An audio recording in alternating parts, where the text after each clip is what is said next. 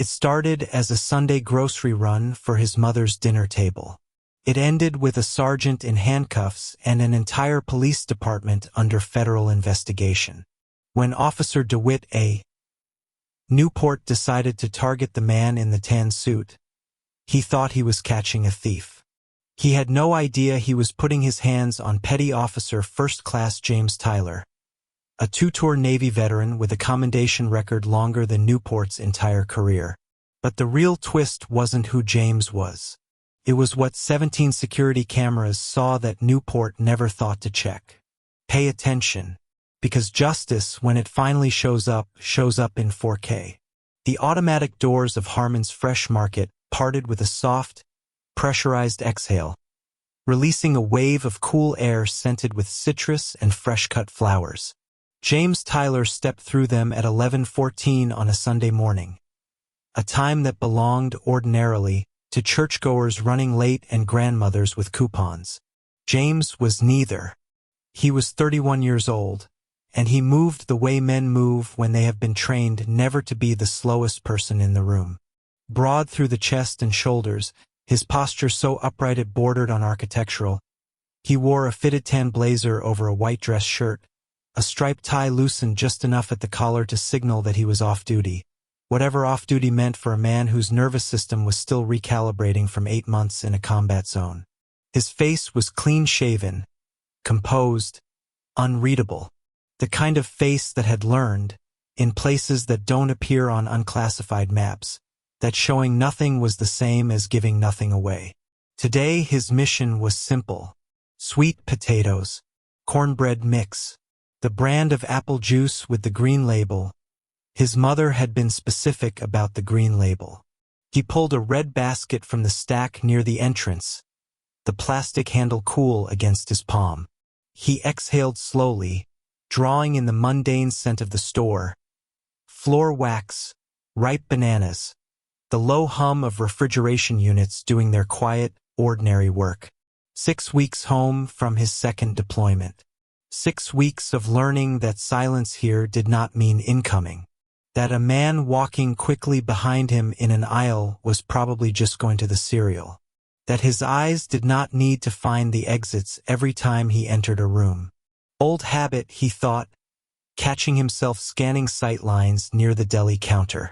You're in Georgia, James. The most dangerous thing in here is the sodium count. He almost smiled. He moved toward the produce section. 12 feet away, leaning against a tower of bottled water near the front of the store, stood Officer DeWitt A. Newport. Newport was a sergeant, technically. The rank had arrived 7 years ago and hadn't moved since, a fact that lived in him like a splinter too deep to reach. He was thick across the middle, his uniform shirt straining at the buttons in a way that suggested the dry cleaner was doing more work than Newport's gym membership. His face had the permanently flushed, slightly compressed look of a man whose blood pressure was a running argument with his cardiologist. He'd been with the Maplewood Police Department for 19 years. He'd filed 31 complaints in those 19 years. 29 of them had been quietly buried. Today he was working a paid security detail at Harmon's Fresh Market. Easy money, standing money, the kind of shift that attracted officers who wanted to feel authoritative without exerting themselves. He'd already walked the perimeter twice. He'd already decided the teenager near the energy drinks wasn't worth the paperwork. And then James Tyler walked through the door. Newport's eyes moved the way a man's eyes move when he has spent 2 decades acting on assumptions he never had to justify. He took in the suit, the tie, the bearing, and then somehow dismissed all of it. What registered instead was simpler, older, uglier. He watched James lift a package of premium-cut ribeye from the display, inspect it with the casual confidence of a man who intended to buy it, and set it carefully in his basket. Newport's jaw tightened. Expensive taste, he thought, for a Sunday morning. He pushed off the water display and began to follow. James felt it before he saw it. The particular weight of being watched, not casually but with intent, was a sensation he had developed over years of operating in environments where the person watching you was deciding whether to act. He glanced back between the spice racks. The uniformed officer near the front. Thick build, red face, eyes that didn't move away when James caught them. James gave a small, easy nod. Professional acknowledgement. One authority to another. Newport did not nod back. He stared. His hand drifted, almost absently, to his belt. James turned back to the shelves, exhaling through his nose. Not today, he thought. Just get the sweet potatoes and go. He had managed checkpoints in foreign countries. He could manage a grocery store in his own. He moved down the aisle. Newport's footsteps followed, heavy, deliberate, making no effort to conceal themselves. The store manager, a woman named Denise who had worked Sundays at Harmon's for 11 years, was restocking near the baking goods. She looked up as James passed and offered the automatic smile of someone good at her job. "Morning. Finding everything okay?" "Yes, ma'am." James's voice was unhurried, warm. "Actually, do you carry smoked paprika?" "Aisle 6, left side, about eye level," she said. "Thank you." He smiled back. The real kind, the kind that changed his whole face, and continued on. Denise watched him go. Then she saw Newport behind him, expression locked, closing the distance with the specific energy of someone who had already made up their mind about something. Her stomach turned over. She knew Newport. She had asked the store's contract coordinator twice not to send him back. Nobody had listened. She took a step forward. "Officer Newport." "I've got it handled, Denise," Newport said, without looking at her. "Stay at your station." James was reading the label on a jar when the voice came at him from the end of the aisle like a door slamming open.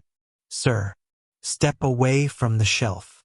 James turned slowly, controlled, the jar still in his hand. Newport was standing at the end of aisle 6, legs planted, chest forward. The practiced posture of a man staging a confrontation he'd already rehearsed in his head. "Is there a problem?" James asked. "I've been watching you since you came in." Newport walked toward him, closing the space until he was near enough for James to smell the stale coffee on his breath. "I'd like to know what you've got in that basket." James lowered the jar, gently, carefully, and held the basket out. "Ribeye, sweet potatoes, apple juice, paprika." He paused. "And whatever that is going to cost me about $40 at checkout." "Don't be smart." Newport's voice dropped, the words slipping out before the sentence that followed it. "Boy." The aisle went very quiet. James did not move. He did not blink.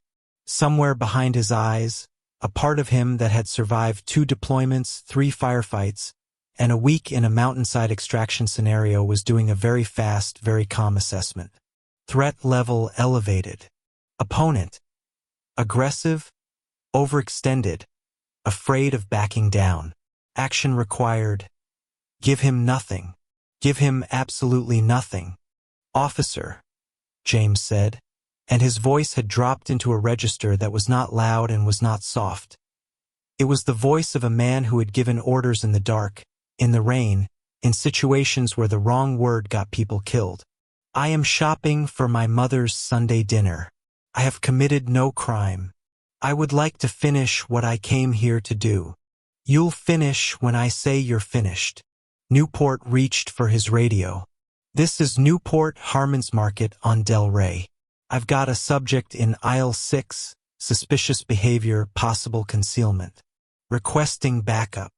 James let out a breath that was almost a laugh. "Concealment. I'm holding a basket. You're looking at everything in it." "Turn around," Newport said. "Hands behind your back." "Am I being detained?" "Turn around." "On what grounds?" Newport moved first. He grabbed James by the collar of the tan blazer. The blazer James had worn because his mother liked him to dress well when he came to see her, and shoved. James did not stumble. He did not swing back. He stood like something installed in the floor, his arms at his sides, his face a controlled mask, while Newport's grip tightened and the radio crackled with incoming response. "You are making a mistake," James said, still quiet, still even. "There are cameras on every ceiling in this store. I would like you to think carefully about what those cameras are going to show." Newport's answer was to wrench James's arm behind his back and drive him, hard, toward the ground.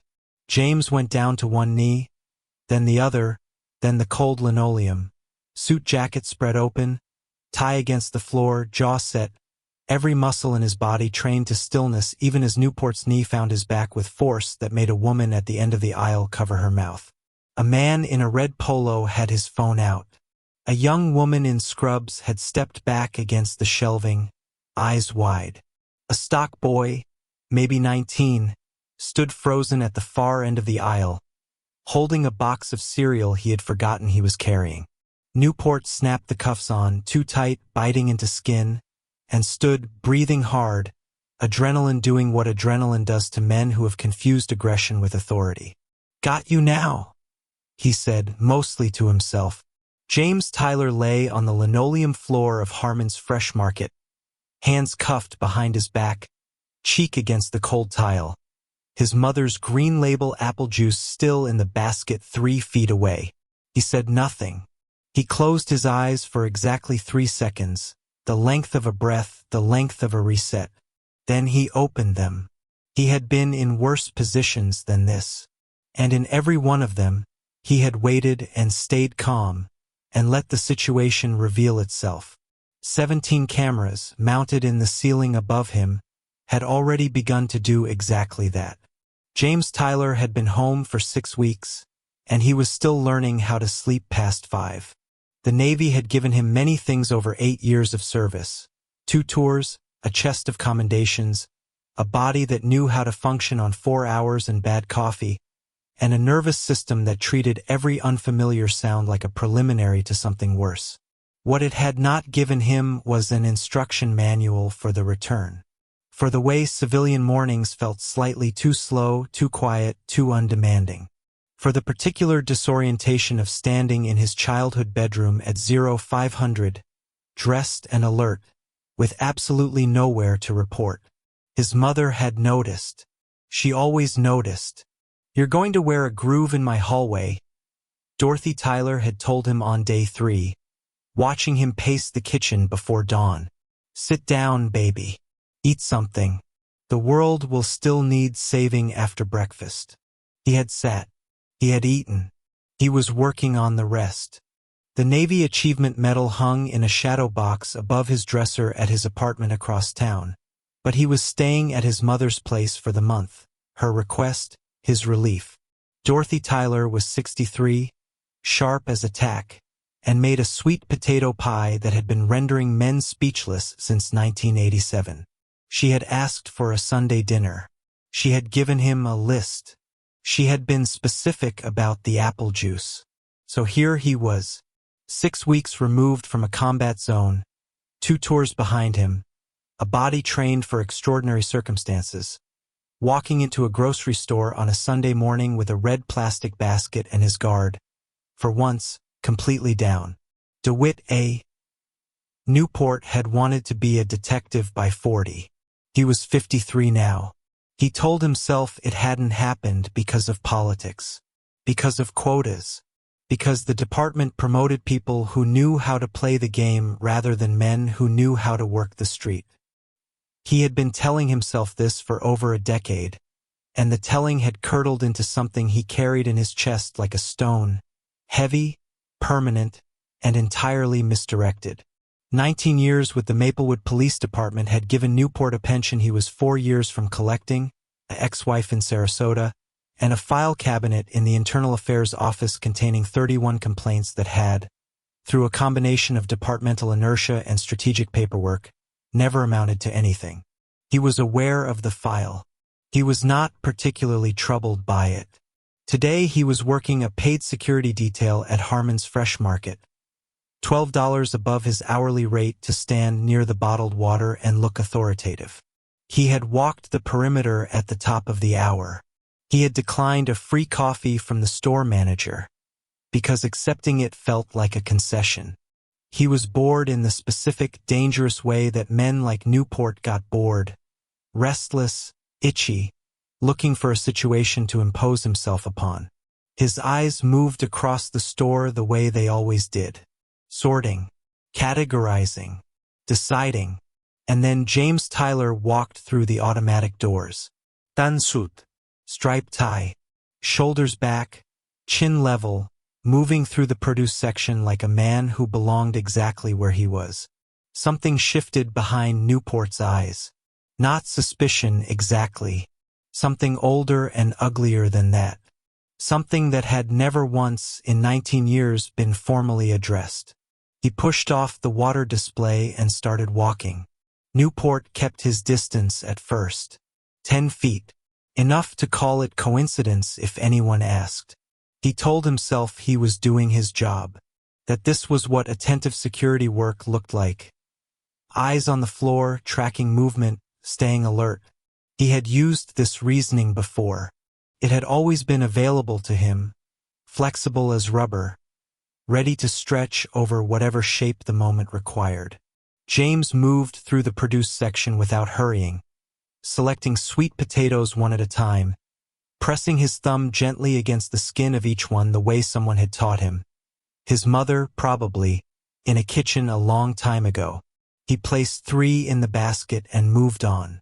Newport moved with him, adjusting his route to mirror James's without appearing to. Past the wall of cereals. Newport pretended to check his phone.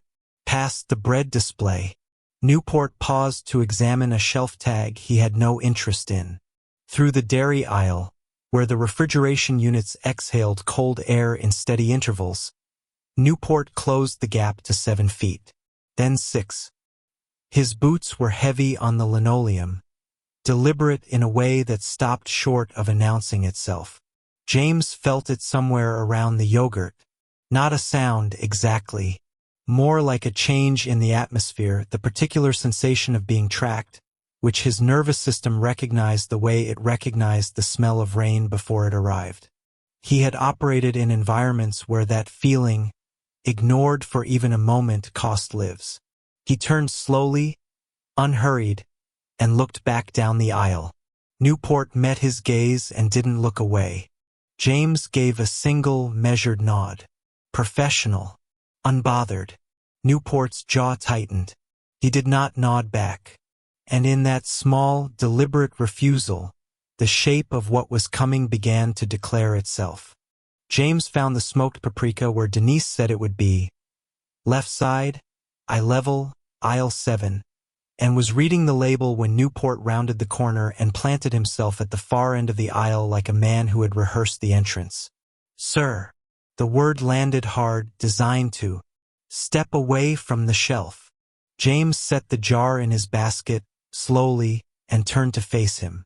Is there a problem, officer? Store management flagged you. Newport walked toward him, closing the aisle between them with the heavy, self-certain gait of a man who had never once been wrong in his own telling of events. Suspicious behavior in the produce section. I've been asked to have a word. James glanced toward the far end of the aisle, where Denise was visible near the bakery display. She had not flagged anyone. Her expression, when she caught James's eye, confirmed it. A small, helpless press of the lips that said I didn't and I'm sorry in the same breath. James looked back at Newport. I have a receipt, he said evenly, reaching into his jacket pocket and producing it. For everything I've purchased so far. The rest goes to the register. Newport glanced at the receipt the way a man glances at evidence he has already decided not to believe. What's in the basket? It's open. You can see it. I'd like to look through it myself. Newport reached forward and grabbed the basket's handle. James did not let go. Not in resistance, in stillness. The same stillness he had used in rooms where the wrong movement ended conversations permanently. You don't have cause to search my groceries, James said. Quiet, precise. each word placed like a foot on uncertain ground. I've shown you my receipt. I've broken no law. I'd like you to tell me specifically what it is you believe I've done. Newport's hand tightened on the basket. He had already stopped listening. He had stopped listening before he ever walked down the aisle. What happened next took less than 4 seconds. Newport released the basket and grabbed James by the collar of his tan blazer, the fabric bunching under his fist, and shoved. It was not an officer's technique. It was not a trained response to resistance. It was the movement of a man who had run out of argument and replaced it with force, the way small men have always done when their authority fails to produce the submission they expected. James did not stumble. He did not raise his hands. He did not make a single motion that could be read, by any camera at any angle, as aggression. He absorbed the shove the way a wall absorbs a shove, completely without drama, and stood and looked at Newport with eyes that had seen worse things than this by a considerable margin. It made Newport angrier. He grabbed James's arm, twisted it, and drove him downward with the full weight of his body behind the movement. James went to one knee, then both, then the cold linoleum of aisle 7, his cheek inches from the floor, his arms wrenched behind him, Newport's knee finding the center of his back with force that had nothing to do with procedure. The aisle erupted in the sounds of people recoiling. A shopping cart handle smacked against shelving. A bag of rice flour hit the floor from a display knocked loose in someone's scramble backward. A woman in a blue cardigan pressed her hand flat over her mouth.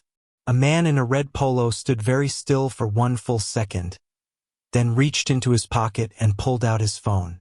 At the far end of the aisle, a young store employee in a blue vest stood holding a pricing gun he had forgotten how to use, staring at the man on the floor, suited, still, dignified, even face down on the linoleum, and at the officer kneeling on his back, and at the distance between what he was seeing and anything that made sense. James Tyler did not make a sound. Captain Elaine Marsh had retired from the United States Navy 14 months ago, and there were mornings she still reached for a uniform that was no longer there. This was not one of those mornings. This morning she was in Harmon's Fresh Market in civilian clothes, holding a bag of single-origin Ethiopian coffee and trying to remember if she needed filters, when she heard the crash from 3 aisles over. She was moving before she had consciously decided to move. Old reflex, the kind that doesn't ask permission. She came around the corner of aisle 7 and stopped for exactly 1 second, the time it took to read the room completely. Newport on his knees, his full weight on a man's back. The man in the tan suit, motionless, controlled, offering no resistance and receiving no mercy. The crowd pressed back against the shelving on both sides, phones raised, faces arranged in the particular expression of people watching something they know is wrong but haven't yet decided to interrupt. She recognized James Tyler by his posture. Even face down on a grocery store floor, the man held himself like a service member. She had commanded him for 2 years off the coast of Bahrain. She knew exactly what he was capable of, and exactly what it was costing him to lie still. The bag of coffee dropped from her hand. Get off him. Her voice did not rise.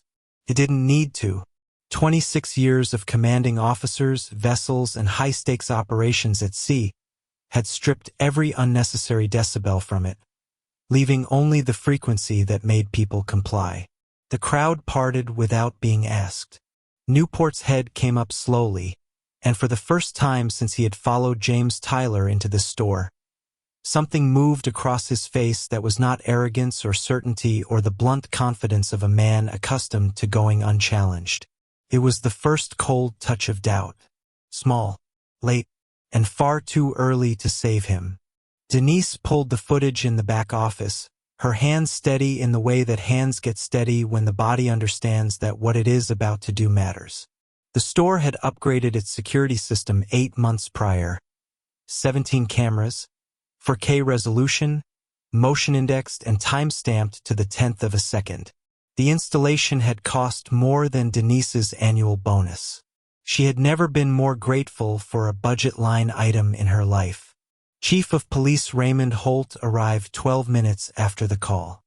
He was a measured man by reputation, not given to visible reaction. He stood behind Denise's chair with Captain Marsh to his left and said nothing as she scrolled back the timestamp. The first thing the footage showed was Newport, alone in the beverage aisle 11 minutes before the confrontation. The camera angle was high and clean and merciless. Newport glanced left, glanced right, reached to the bottom shelf and retrieved a small bottle of premium bourbon. Then he moved to the end of the aisle, waited for James to pass at a distance, and bent low. Casual, practiced, the motion of a man who had done something like this before, and placed the bottle into the bottom of James's basket beneath the sweet potatoes, out of James's sightline entirely. No one in the room spoke. The footage continued. The follow, the confrontation, the accusation, the takedown, and the room seemed to contract around this detail. Newport, kneeling on James's back, reaching into his own breast pocket and closing his fist around something small. Chief Holt asked Denise to play it again. She did. He watched the whole thing a second time with his arms crossed and his jaw set, and when it finished he straightened slowly and stood very still, and the silence in that small back office was the loudest thing in the building. They cuffed Newport in the parking lot, 20 feet from the patrol car he had driven to this detail 4 hours earlier. The two officers who did it, Garcia and Mills, both younger, both visibly uncomfortable, worked quickly and said nothing. Newport did not resist. He stood with his wrists behind his back and stared at the middle distance, his face still flushed, his breathing effortful, as though his body had not yet received the message that the situation was no longer his to control. His colleagues on the scene would not look at him. Not one. They found reasons to face other directions. The street, their notepads, the middle distance. Anything but the 19-year veteran being walked to a department vehicle in his own handcuffs. The search of his patrol car took 11 minutes. In the trunk, inside a black nylon bag tucked beneath the emergency kit, investigators found 3 small evidence pouches, sealed, labeled in Newport's handwriting, and never entered into any departmental log. The contents were consistent with what the 4K footage had shown him retrieving from his breast pocket in aisle 7. 3 prior incidents. 3 people who had never been charged. 3 cases that had simply dissolved, quietly, without explanation. The footage went public at 6:47 that evening, posted first by the man in the red polo, shared 400,000 times before midnight. Newport's attorney called him the following morning and again that afternoon. On the morning of the second day, he sent a letter withdrawing from representation, citing a conflict he declined to specify. Newport's wife, Sandra, did not call at all. She packed 2 bags, one for herself, one for their daughter, and was gone before the letter arrived. She did not leave a note. She did not need to. 19 years of a certain kind of marriage had already said everything that remained to be said. The federal trial lasted 9 days. The prosecution did not need many more than that.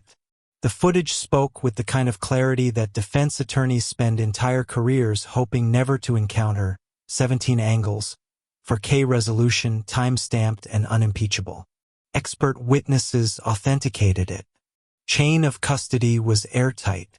There was nothing to argue with and nowhere to hide inside it. What the footage could not show, the record did. Newport's internal complaint history was entered into evidence on the 3rd day. 31 filed grievances spanning 17 years and 2 different chiefs of police, none of which had resulted in formal disciplinary action.